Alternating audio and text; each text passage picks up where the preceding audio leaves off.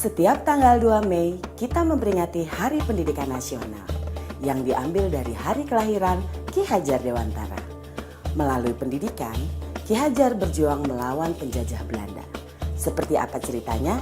Ayo teman-teman, kita simak bersama. Ki Hajar Dewantara terlahir dengan nama Raden Mas Suwardi Suryaningrat pada tanggal 2 Mei 1889. Ia dibesarkan dalam lingkungan Keraton Pakualam di Yogyakarta. Ki Hajar sempat kuliah di Stovia atau Sekolah Dokter Pribumi. Kemudian ia bekerja sebagai wartawan di koran seperti Utusan Hindia dan Kaum Muda. Sejak muda, Ki Hajar berani menentang pemerintah kolonial Belanda. Bersama Daus Dekker dan Cipto Mangunkusumo, ia mendirikan Indis Partij pada tahun 1912 yang bertujuan mencapai Indonesia merdeka. Akibat kritiknya pada pemerintah Belanda, dalam tulisan Seandainya Aku Seorang Belanda, Ki Hajar diasingkan ke Pulau Bangka. Daus Dekker dan Cipto Mangunkusumo membela sahabat mereka, sehingga akhirnya tiga serangkai ini diasingkan bersama-sama ke negeri Belanda. Masa pengasingan di Belanda dimanfaatkan Ki Hajar untuk mendalami dunia pendidikan dan pengajaran. Pada tahun 1919, Ki Hajar kembali ke tanah air dan terus mengkritik pemerintahan kolonial Belanda lewat tulisan-tulisannya. Akibatnya, ia pun sering keluar masuk penjara. Tanggal 3 Juli 1922, Ki Hajar mendirikan Lembaga Pendidikan Taman Siswa di Yogyakarta. Sejak saat itu, Suwardi Suryaningrat memakai nama Ki Hajar Dewantara. Anak-anak dari semua kalangan, baik ningrat maupun rakyat biasa, bisa bersekolah di Taman Siswa. Perguruan ini memiliki semboyan Ing Ngarso Sung Tulodo, Ing Madyo Mangunkarso, Tutwuri Handayani. Artinya, di depan memberi contoh, di tengah membangun semangat, dan di belakang memberi dorongan. Prinsip ini berlaku untuk semua pamong atau guru dan murid di Taman Siswa. Setelah Indonesia merdeka, Presiden Soekarno mengangkat Ki Hajar sebagai Menteri Pendidikan pertama. Semboyan Tutwuri Handayani pun hingga kini tetap dipakai dalam dunia pendidikan Indonesia. Bapak Ibu calon guru penggerak telah menyimak video profil sejarah Bapak Pendidikan Nasional kita Ki Hajar Dewantara. Pada kesempatan ini, izinkan saya untuk memaparkan refleksi saya terkait pemikiran Ki Hajar Dewantara untuk membuat kita lebih memahami impian besar beliau untuk membawa anak Indonesia mencapai kemerdekaan belajar. Ada dua hal yang ingin saya sampaikan di sini. Pertama, beliau berkata bahwa pendidikan adalah tempat persemaian benih-benih kebudayaan. Pada hal ini, Ki Hajar membuat sebuah koneksi dua hal yang tidak terpisahkan antara pendidikan dan kebudayaan. Dua hal ini adalah satu kesatuan.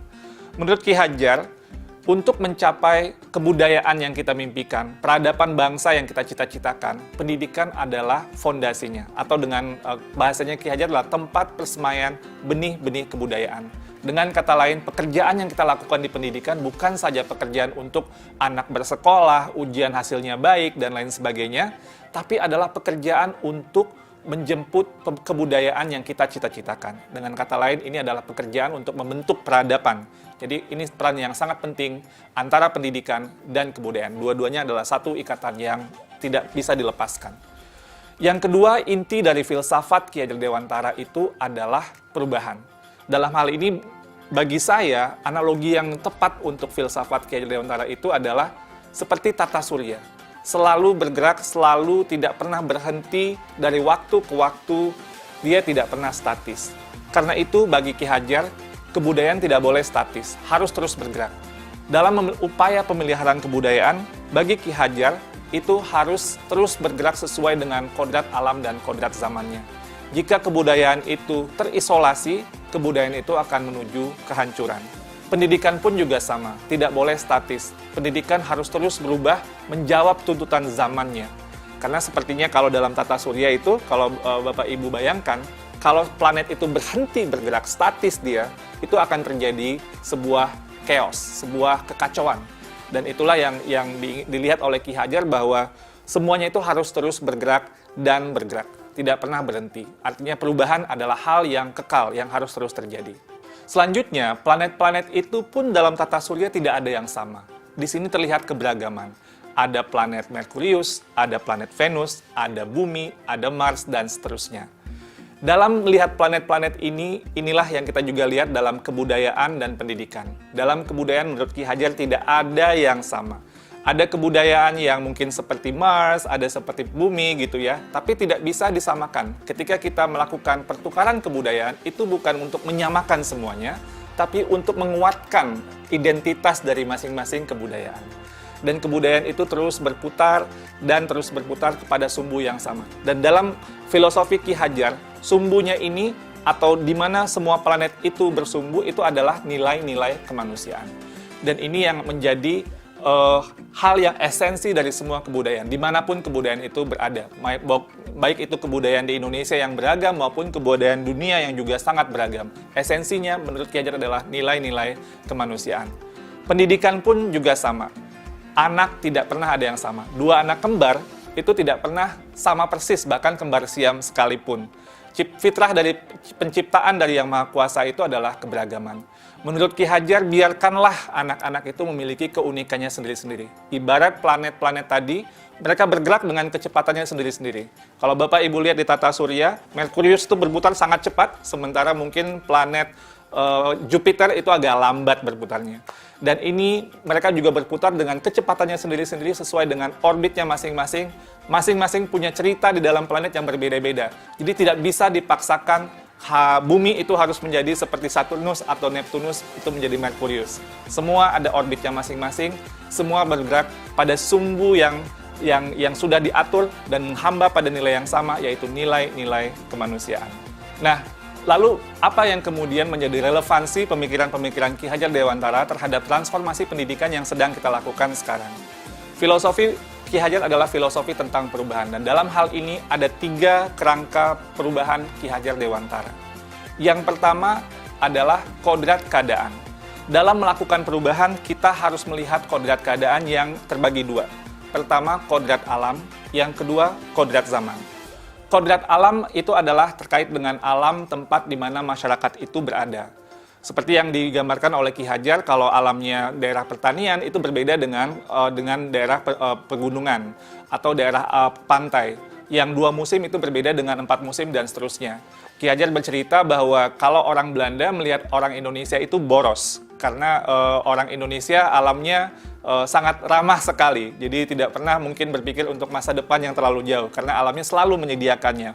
Sedangkan orang Indonesia melihat Belanda itu pelit.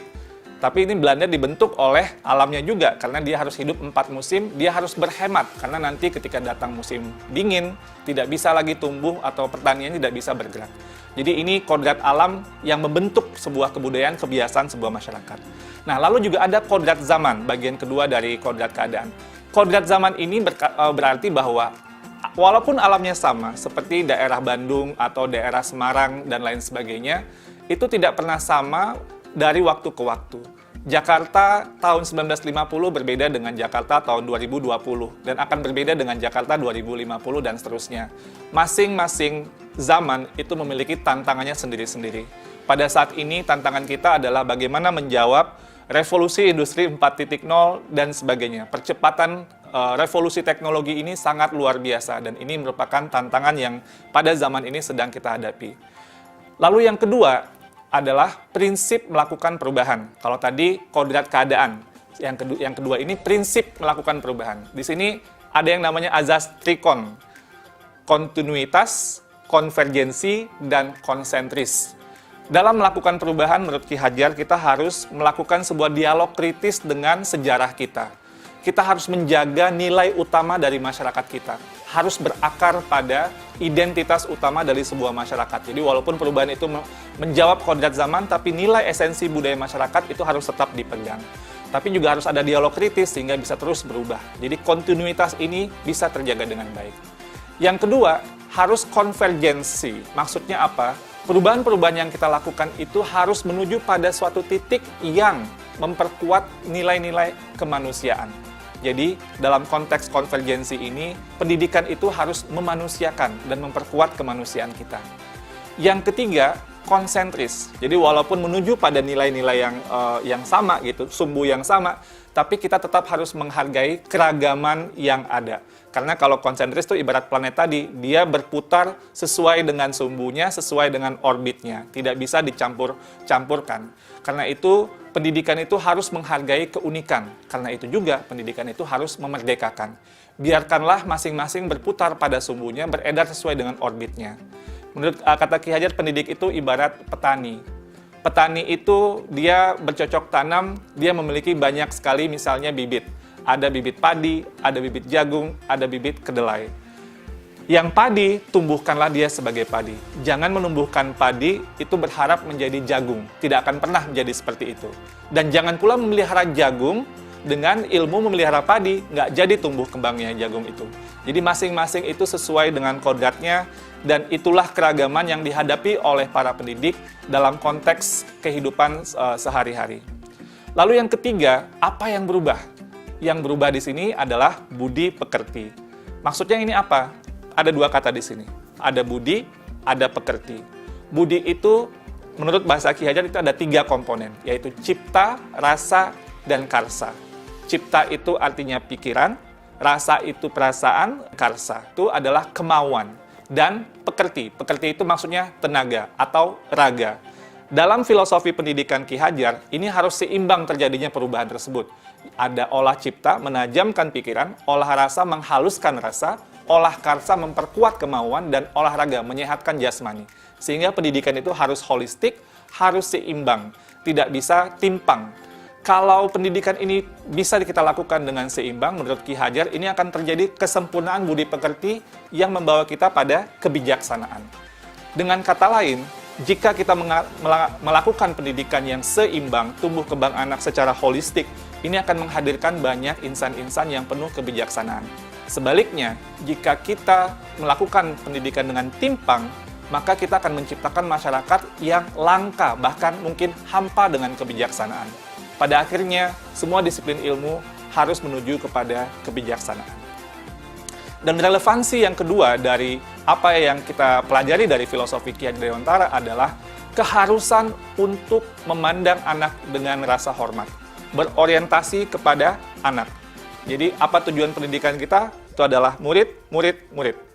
Jadi, menurut Ki Hajar, semua yang kita lakukan di bidang pendidikan dan para pendidik itu harus berorientasi penuh kepada murid. Dengan bahasa Ki Hajar, salah satu azas dari Taman Siswa, bebas dari segala ikatan, dengan suci hati mendekati sang anak, tidak untuk meminta suatu hak, namun untuk berhamba pada sang anak. Kata-kata berhamba pada sang anak adalah sebuah analogi, tapi memiliki kedalaman nilai yang luar biasa. Bahwa Ki Hajar, seorang yang sangat ditokohkan, melihat bahwa berorientasi kepada anak ini adalah hal yang paling utama, paling esensial bagi kita para pendidik. Semoga refleksi singkat ini bisa menjadi sebuah inspirasi bagi Bapak Ibu semua, calon-calon guru penggerak yang saya banggakan. Terima kasih Bapak Ibu penggerak, salam bahagia.